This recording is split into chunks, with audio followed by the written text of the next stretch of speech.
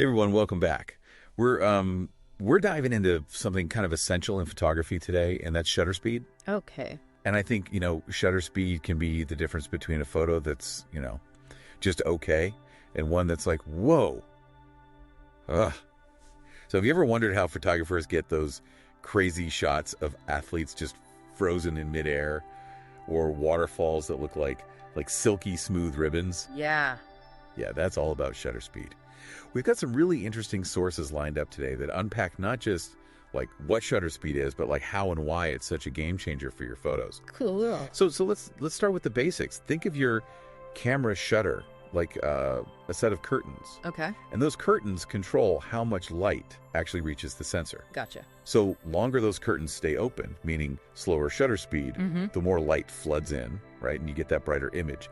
But if you just, do a quick peek through those curtains, that's a fast shutter speed. You're letting in less light. Right. Makes sense. Yeah, so it's kind of like... It's almost like the difference between letting the sun just stream into a room all day long versus just catching like a quick glimpse of the sunrise. You know what I mean? They can both be beautiful, but they give you a totally different vibe. Totally. And that's what I think is so cool about this. It's not just about how bright or dark the photo is, right? It's like you're actually in control of how the movement looks too. Like those athletes frozen in the air, that's using a super fast shutter speed to catch just a fraction of a second. And it's so precise, it's like defying time or something. Right.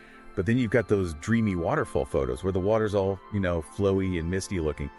That's a slower shutter speed at work, blurring that motion to get this like ethereal kind of painterly Yeah, effect. It's wild how just like messing with that one setting can completely change not just like how the picture looks, but the whole mood. It's like another way to get artistic with your photos. Totally. Yeah. And it all comes down to like fractions of a second that shutter's open. And our sources, they actually give a cool exercises to try this out, which I'm excited about. Right. But before we get to that, there's the other thing we got to talk about, which is how shutter speed plays with the other settings on your camera. Oh, for sure. For sure. And that's where we get into like the reciprocity rule. Oh, reciprocity rule. It sounds way more intimidating than it actually is, I promise. Okay. Basically, it's just like, how you can change how much light gets in through the lens, like how big the opening is? Yeah. That's the aperture. So the reciprocity rule basically helps you balance that with your shutter speed so you land on like the perfect exposure. Gotcha. Like let's say you're taking someone's picture outside and it's a super bright day. You want a fast shutter speed so they're not blurry, but you also want to use a wide aperture to get that blurry background, so they really pop out. The reciprocity rule is like your cheat sheet to make sure those settings all work together so you don't end up with a photo that's like crazy bright or way too dark. Right. It's like getting all the parts of your camera to like be friends. Exactly. It's like a secret handshake between all the settings. So it's like all these settings work together, huh? We've got shutter speed, aperture, and there's that ISO thing too. Right, exactly. Which, maybe we could deep dive into that another time. For sure. But for now, yeah. Let's get back to shutter speed.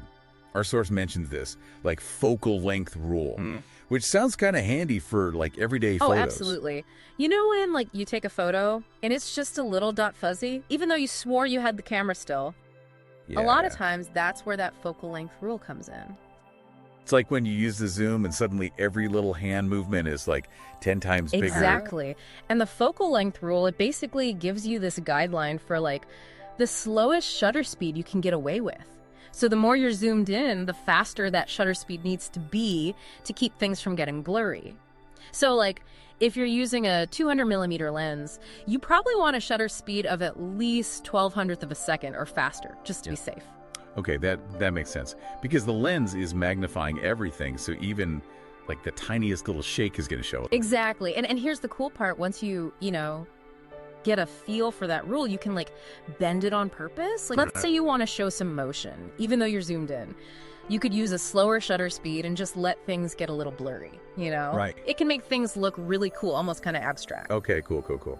So let's get into those exercises our source was talking about. Yeah. I'm kind of curious to like actually try these out. Yeah. Just thinking about them can help you wrap your head around it, Yeah. Like the first one. Imagine something falling, like I don't know, a tennis ball or something. Okay. And you want to freeze it in midair, like it's just suspended there. Right. you'd need a crazy fast shutter speed for that. But then, imagine that same tennis ball, but this time it's falling in slow motion and it leaves this like blurry trail behind it. Yeah? That's what you'd get with a slower shutter speed. It's so weird how it's the same like thing happening, but it feels completely different. Totally. Depending on how you capture it. Right, and that kind of leads into that second exercise, which is like all about how we see motion. Like if you move your hand back and forth really fast, it's just a blur, right? But imagine you could like slow time down so you see every single tiny movement, kind of like stop motion animation. That's basically what happens with a fast shutter speed when you're photographing something moving quickly. You see all those like in-between moments. Okay, yeah, that's a really good way to think about it. Like our cameras can actually see things our eyes just like can't even process. And it makes you wonder if we're freezing these moments, you know, are we really capturing reality or just creating this illusion of it being still? Whoa, okay, that's kind of deep. Right. It makes you think about photography in a whole new way, not just the technical stuff, but like how we actually see the world. For sure, for sure. You've given us so much to think about today, from like the nuts and bolts of how shutter speed works to all the like artistic possibilities and now even like philosophical stuff. Right, and we're just scratching the surface here. There's a ton more to learn about photography and it just keeps going. So to everyone listening, like, don't be afraid to experiment. Grab your camera, mess around with the shutter speed, see what happens. Yeah, you never know what you'll find. And remember those two main things. Shutter speed controls. It's how bright or dark the photo is and whether things look frozen or blurry, right?